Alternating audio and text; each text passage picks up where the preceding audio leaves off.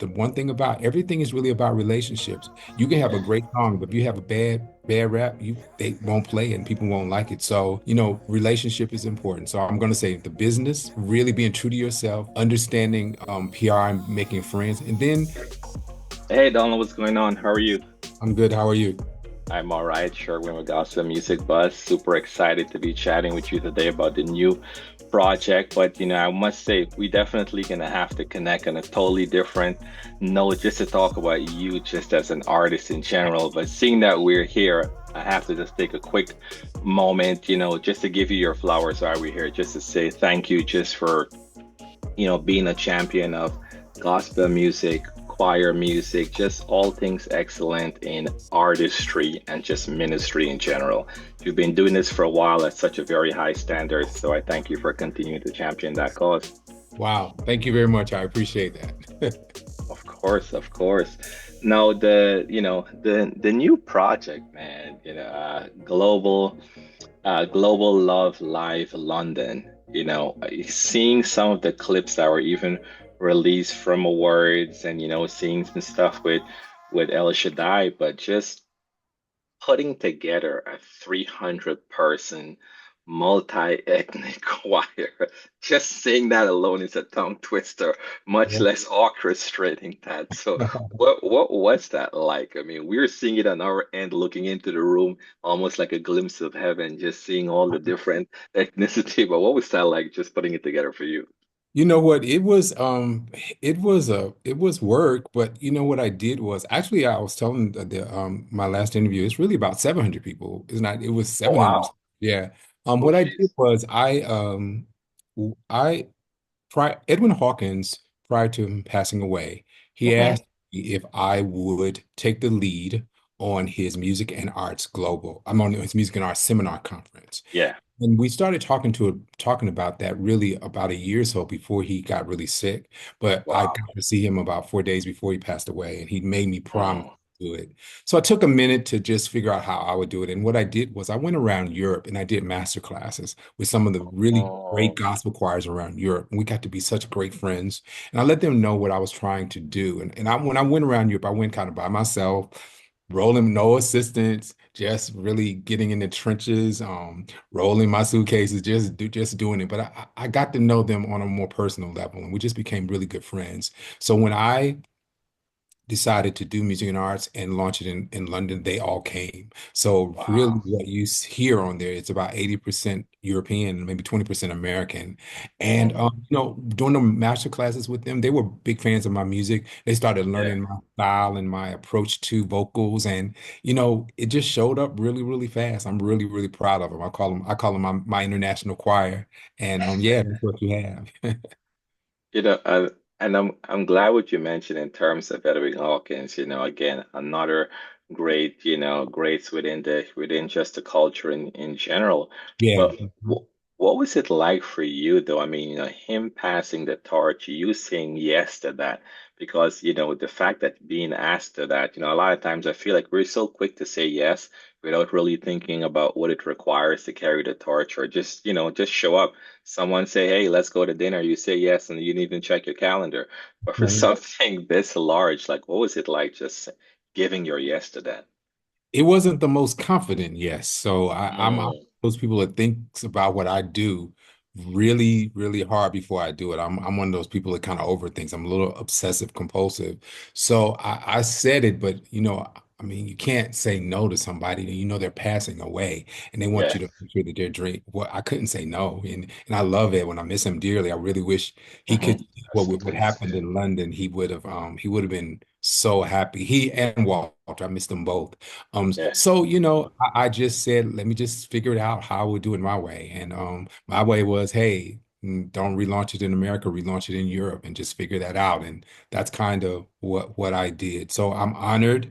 I really feel like me and Edwin had some similarities in personality. We're kind of, low key and kind of quiet in the back, but Edwin, he was very quiet and low key, but he ran what he ran. Don't He was not a pushover. So, you know, So I think we kind of similar. We kind of like I'll call quiet storms. So yeah, Wow. It's some big shoes. I don't think anybody could ever fill his shoes. Oh Happy Day will always be probably one of the biggest gospel songs ever. Oh, Uh, yes. and not just the gospel song, one of the biggest songs ever, actually, too. If you Hmm. look at Yeah. its certification. So but I'm honored that he trusted me enough to do what I'm doing now. And I learned something from Walter, and specifically Andre Crouch and Sandra Crouch. They said when you go some places, sometimes don't just go and be on the stage and leave. Take a moment to step down Hmm. off the stage and really get to know people. And if you become their friends, they'll be your friends for life. And so me trekking around Europe was to do that, not to just go as Donald Lawrence, the artist, but come and get to know all of them as Donald Lawrence, just another friend. And we established that, and it's really beautiful. So I'm always excited to see my European friends and singers. And we text all the time. We talk about what shows we're looking at on television. It became a friendship, and I really learned Yeah. that from Edwin, Walter, Andre, and Sandra, that sometimes over here we can be just a little bit too Hollywood and too up on Hmm. stage, and we don't come down enough to just get to know people as people. So that's kind of what I did. Wow. See, that's beautiful right there. Just even seeing that, and hopefully, more that becomes more of the norm, just in general. So, and then look at the company that you've kept. I mean, those names, just to be able even to, have them impart into you, Yeah. and over the years, you're in turn now doing that for others too. Yeah, You it's know, beautiful. Even when I go to Europe, everybody sit down with me and say, "Oh, Andre was here," and we got in a little van and we drove for like 60 miles, and it was a little 100-seater church, and he just went and got on the piano and started playing. He sang for like a 90 minutes of just they wow. just got so many stories of that, and I hope that those stories happen with me, that we have those kind of beautiful stories. Well, it seems like it's well underway.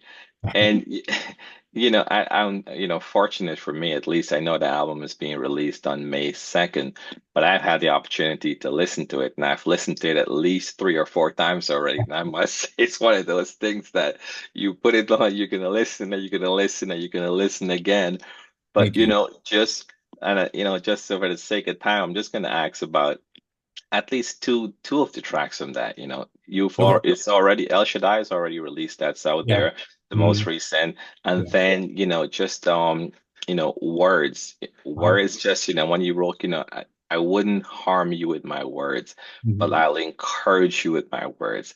I Mhm. mean, kind of listening to that, like I was just in a space even this week, like with, my dad's death anniversaries coming up and all these different things. And I was just in a space and I kept listening to that song and again and again and again. And it's just like the encouragement I was able to personally just draw from that beyond just music, but just, even putting together lyrically composing and just putting together songs such as that. Like, what was the thought process going into that? Well, I say life is always speaking, but when you look today, and especially in the last 5 years or so, or well, 8 years, and the political climate just made people be so rude that people don't care what they say. They say Yeah. such hateful things to people. People say such hateful things to people online, and Hmm. it's really words really change things, and sometimes bad words sit with people for a long time.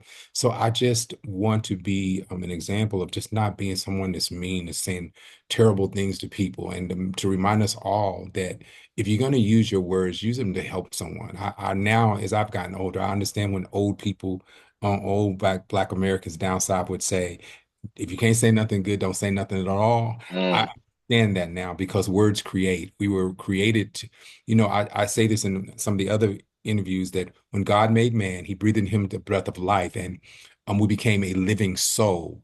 But a living soul is loosely translated as a speaking spirit. We are spirits that speak. So our words really, really do, just like our creator. He spoke and things happened. So when you yeah, speak, something eventually happens. That's why you should always be mindful of what you speak. powerful. Well said, especially in a time like now. Indeed, Yes. indeed. So yeah, And it's so then rude. It's so visceral. So it is. And then at least the only other one I'll touch on that is not out, but we win. I mean, just the championing against we win, oh, yeah. Put Your Fists Up, We Always Win, like just that anthem of just pushing forward. Like, what was the thought around that one? I didn't write that song. That song is written by a young choir master that's coming up. He's a pastor now. His name is Vincent Bohannon out of New York. Oh, yeah, Um, yeah. He's so incredible, and I heard it and I loved it. I thought it was a great song. So I invited him over to teach it to the mass choir. Mm, And I call him nephew. So he came and I knew they would love it. They weren't as familiar with him, because he's still new coming, but yeah, yeah, he's Vincent. just got it. He's such a great choir master, such a great writer, and he's got such an old soul. I tell him sometimes, I say, sometimes you write songs older than what I would write. But he's got such an old soul to be so young. So yeah, I'm excited about what God is doing for him and what his future is going to be like. I definitely was introduced to him via Bishop Hezekiah Walker, Yeah. and he's just one of those new Brooklyn choir guys and pastor and musician and songwriter that's coming up, and I think he's got an incredible future ahead. Indeed, indeed. Yeah, I'm familiar with Vincent. So that's awesome. I didn't even realize that was the one there. Again, I know we're almost at our time, but just talking just I guess real quick. I know you were big on just artist development. I've heard a lot of stories in passing and secondhand about some of the things that you've just done in general, but what would you say, in a quick two or three top things you would say that artists just need to pay attention to that you've gravitated on that has even helped with your successful career? Well, I mean, everyone always say learn the business. I would say learn the business, but just know that the business is always changing. So the music business in 2025 is not the music business in 1995. So just kind of keep up with what the business is doing. Definitely, you got to have a heart and Mm, a heart for ministry if you're going to do gospel music, because gospel music is going to cause you to work a little bit harder. You're not going to get the same level of success as an urban music. You're going to have to do some things for free. You're going to have to do some things to where it's not going to pay the same. So you almost have, I'll tell everybody, you're going to do gospel.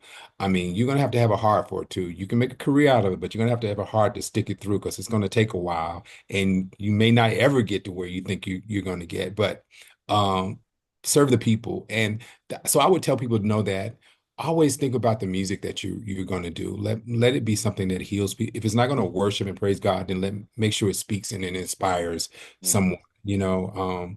Understanding radio, understanding press. Really be nice to people, get to know them. Radio plays me because I took the time, and when I first started, I knew them. Matter of fact, Vicky Mack would make me get up on Saturday mornings wow. at like 5 a.m. and we would stay on the phone till like 1 o'clock that day. We would call radio stations around the country. When I first started, she would make me track my own songs with her.